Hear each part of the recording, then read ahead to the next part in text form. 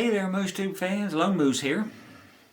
It's almost Thanksgiving. Tomorrow is Thanksgiving Day, November 26th. Before I get into the video, that just happens to be my son Brian's 44th birthday. So, happy birthday, Brian. He's up around East Texas area somewhere. Alright, what this video is going to be, folks, is an overview of the functioning of a gas grill, how it works. This is part 2 of my series on, introduction to smoking. So this was going to focus on the gas grill, and it's going to deal with, the mechanics of it, how it works, the practicalities, some pointers, as well as smoking up some chicken breasts and a turkey breast. So I hope you all enjoy this. It was fun making it. It does kind of overlap with next video in this series, which is going to be on the Masterbuilt pellet smoker, which was a very frustrating aspect of the smoking day, as you'll see at the end of the video. It was basically a total mechanical fail on that end. But as far as a gas smoker, it turned out well. Hope you guys enjoy this. If you do, please hit the like and subscribe. Keeps me motivated. We're moving on. We're up to 83 now. Woohoo! We might make 100 subscribers by Christmas yet. So let's go for it. This is a good entry-level smoker for a novice. If you don't want to spend the money in getting into the pellet grills and pellet smokers at this point in time, or into the charcoal wood smokers, this is a good place to start. I'm hoping this instructional video gives you, kind of the step-by-step how-to. I want to make it as simple and as easy to understand as possible. So if you have any thoughts or comments, please leave those in the remarks below, and I'll respond to them as quick as I can. In the meantime, happy Thanksgiving to everyone out there in YouTube world, and I will see you all on the next video.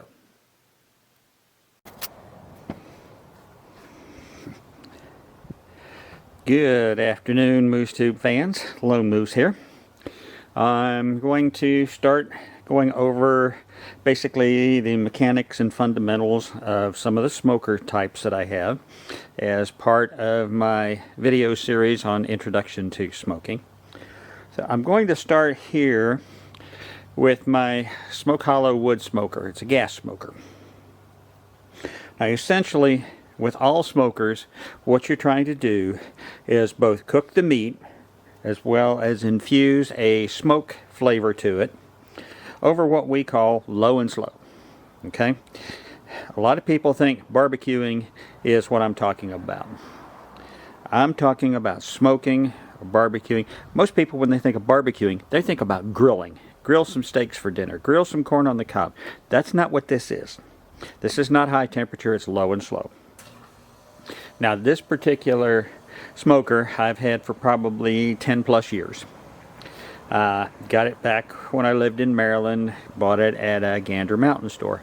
And realistically, if you look up an old Masterbuilt smoker like this, they're exactly the same. I think Masterbuilt built this for this company and just licensed it under the name of Smoke Hollow for Gander Mountain to sell.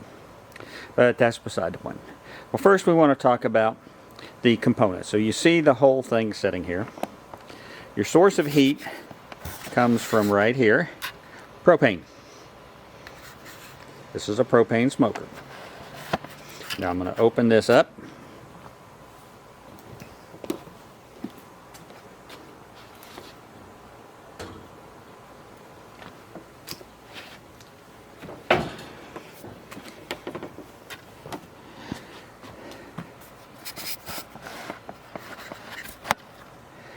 Move this in a little closer. Alright, what you're looking at here is one of the 2 smoking pans. The way that you get smoke infused into your food with this type of a smoker is through these pans. There's actually 2 of them, one on each side, and there's a burner underneath each one. You take your wood chips and you soak them in water for about 30 minutes. And you can get wood chips in all kinds of flavors. Mesquite, hickory, pecan, apple, cherry, alder, a lot of different flavors. I basically use pecan, and that's what I'm going to be using today. because I'm going to be smoking both chicken breasts and turkey breasts in here. But your heat from the burners, which is beneath these pans, is what essentially causes the wet wood to smoke. And eventually, as the wood burns or dries out, then it burns. Okay, when it burns, it doesn't create near as much smoke as when it's wet. That's why you soak your wood for at least 30 minutes beforehand. Now, right above that is a water pan. The water pan is essentially used to keep the moisture content in the smoker higher so that your meat doesn't dry out. The gas smoker here has a water pan, as does my Weber bullets. The pellet smoker does not, nor does my offset smoker. So what I do with these, you can see the aluminum foil on there. It makes cleanup a whole lot easier, because any fat and such that's in the meats as you're cooking it is going to drip, and most of it will fall into that pan. And if you don't put that foil on there, you've got one hell of a mess on your hands when it comes time to clean it up after you're done. So number one, using aluminum foil. You can use just about any kind of fluid that you want in here. Most of the time I use apple juice, and that's what I'll be using today. I think it imparts just a little bit of sweetness to the flavor of the meats. I have been known to use beer in there, especially for brisket. You know, before my celiac set in and I can't drink beer anymore, I used to, go buy different kinds that looked interesting at the store. And if it was one of those, just after a drink or two, it's like, no, forget this crap. Well, the remaining 5 would get set aside and they get used in the water pan for the smoker. Now, just get this to zoom back out. This particular smoker has 4 smoking trays, along with the tray on the top that's set up for ribs. You can slide your rib slabs in between there. And I don't know if you can see the hangers, but you can also hang meat from this, and that's what I used when I smoked the bacon. So those are your basic mechanical parts of this type of a smoker. Now, it does have a thermometer built into the face of the grill, or the face of the smoker, right there. And I have found that to be close. Okay, it's usually within about 20 degrees. I rely on using a digital electronic thermometers, and I have one probe in there that measures the smoker temperature, and I usually set that in the middle of the smoker, or the area that I'm cooking, and then I'll put other probes into the meat itself so I can monitor that temperature as it goes. So we're cooking low and slow. Today, like I said, I'm going to be doing chicken breasts and a turkey breast. So my target smoking temperature is going to be in the range of 225 to 250. And it will take maybe 3 hours, especially for the turkey breast, which is the bigger. The chicken breast may take an hour and a half to 2 hours.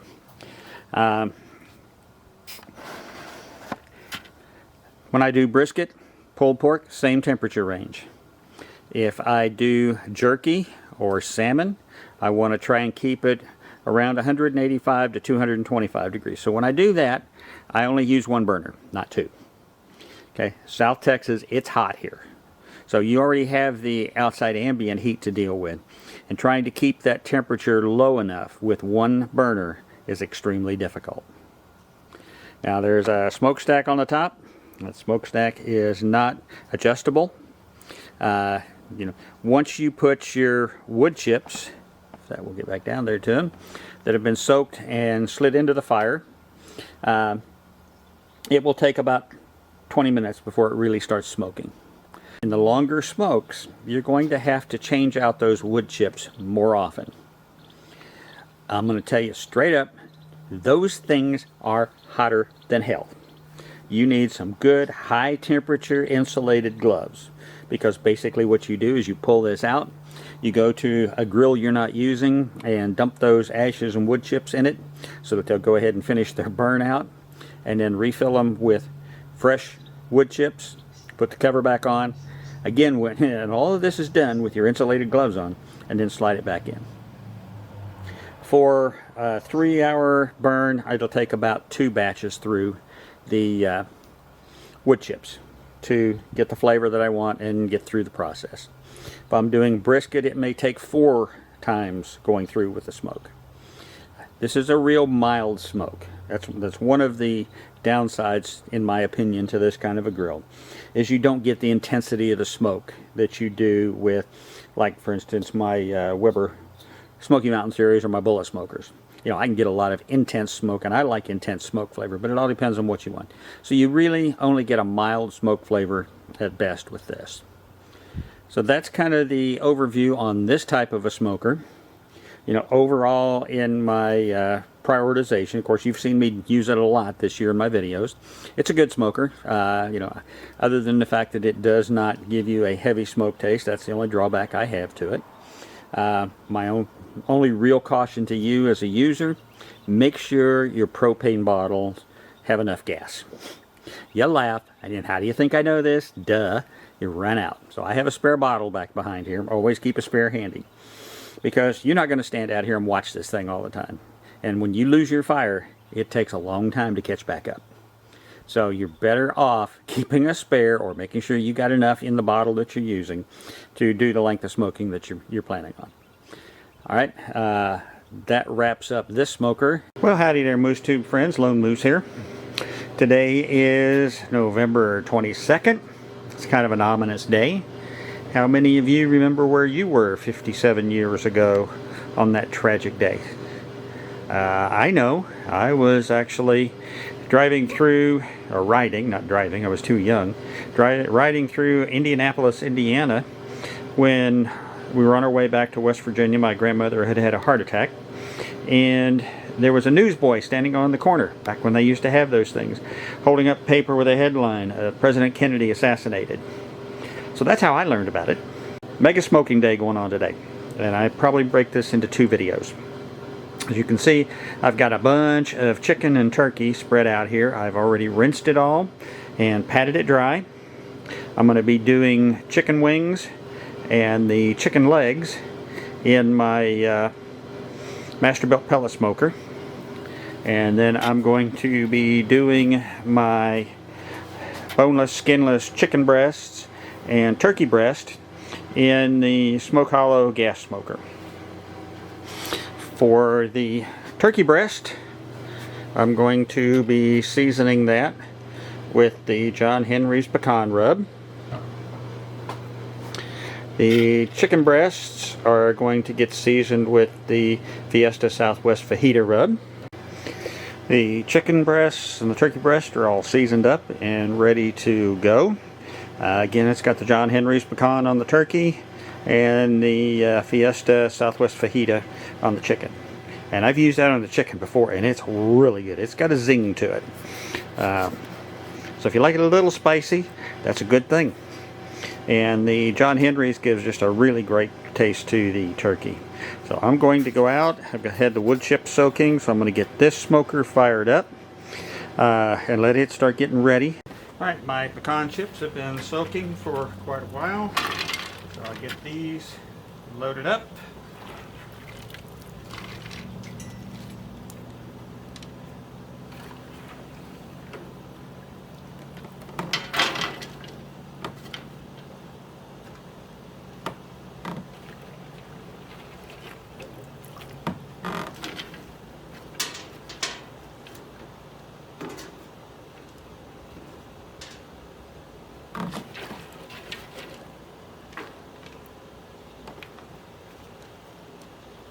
I like to get them pretty full.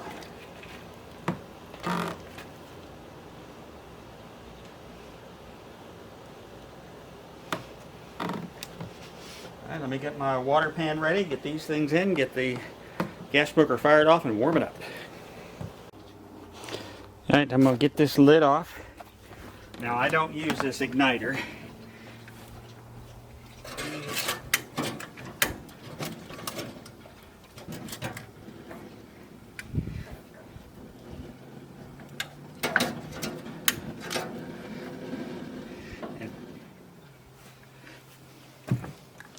Turn them both down to low. Got apple juice in the water pan. Let me get the wood chips over here get this going.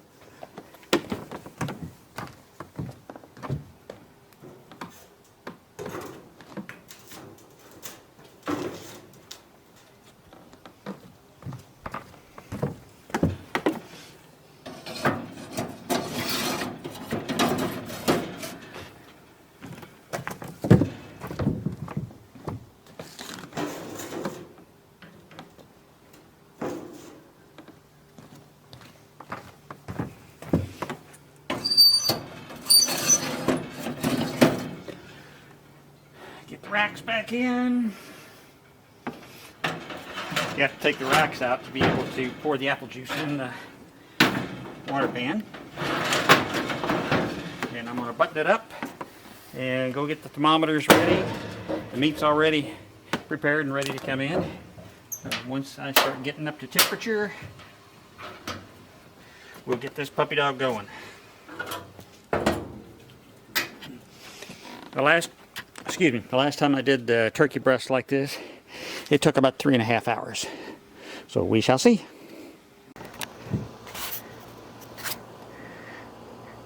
Now, you can see we got all kinds of good smoke coming out of the top of the gas smoker. That's the way you want it to look. Smells good. That's a pecan.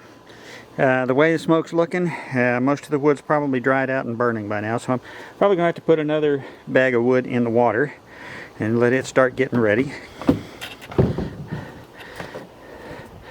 Over here, if you can see this, I did get my thermometers in. Currently, the internal temperature on the turkey breast is 109, and the smoker temperature is 222. I'm gonna come down here and turn that up just a hair, but I want to get that up closer to 250. So this smoker's doing good. Well, Moose fans, it's been a very long day, a very disappointing day, but at least there was these successes, the chicken breasts and the turkey breast. They came out really good, and once they get completely cooled down, then I'll do my usual and slice them up, cube them up, and package them in week-sized serving bags and freeze all but what I'll eat next week for lunches while I'm working. Of course, these were done in the gas smoker, so that turned out good. So, like I said, all in all, frustrating day with the Masterbuilt, successful day with the gas smoker. So, you know, I'm tired, my back hurts. Sorry this is such a downer video, but I hope you guys still continue to hit the like and subscribe button. You know, I need your support, especially from bad days like this, things to keep me going, to keep making these. You know, and if you hit the bell, you'll get notified when I make new videos. You know, I'm over 50 now, videos that is. Age, I'm way over 50. So, like I said, hit the like and subscribe for me. I'm up to 80 subscribers right now. Growing slow, but still growing. In the meantime, wish everyone a happy and safe Thanksgiving. Please be safe. Please follow all the COVID restrictions and recommendations out there. Don't be stupid. There's too many people out there that are just clinically stupid and ignoring all of the advice of scientists and the experts. Mask up. Wash your hands, use hand sanitizer, keep your hands off your face, social distance, do what you need to do, and do what you know is right. Don't listen to the idiots, okay? This is Lone Moose again, wishing you all a happy Thanksgiving, and I will see you all on the next video.